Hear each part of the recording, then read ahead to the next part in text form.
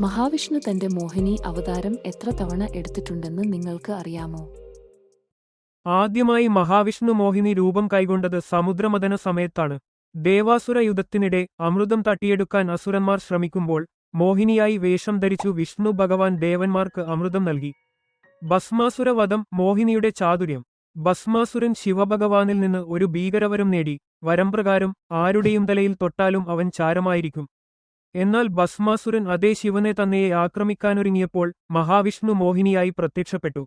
ഭസ്മാസുരൻ മോഹിതനായി അവളുടെ കൂടെ നൃത്തം ചെയ്യവേ അവൻ തന്നെ തന്റെ തലയിൽ തൊട്ടു സ്വയം ചാരമായി. മഹിഷി വധം അയ്യപ്പന്റെ ഉത്ഭവം.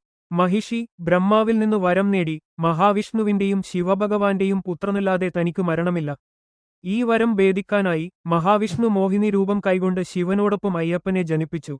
പിന്നീട് അയ്യപ്പൻ മഹിഷിയെ വധിച്ചു. അവസാനമായി ശ്രീകൃഷ്ണൻ മോഹിനിയായി ഐരാവണന്റെ വിവാഹം. മഹാഭാരതത്തിൽ അർജുനന്റെ പുത്രനായ ഐരാവൺ യുദ്ധത്തിൽ തനിച്ചാകുമെന്നതിനാൽ വിവാഹം ആഗ്രഹിച്ചു. അപ്പോൾ ശ്രീകൃഷ്ണൻ മോഹിനിയായി ഐരാവണുമായി കല്യാണം ചെയ്തു. ഈ കഥകളിൽ ഏതാണ് നിങ്ങൾക്ക് ഏറ്റവും ആകർഷകമെന്ന് തോന്നുന്നു?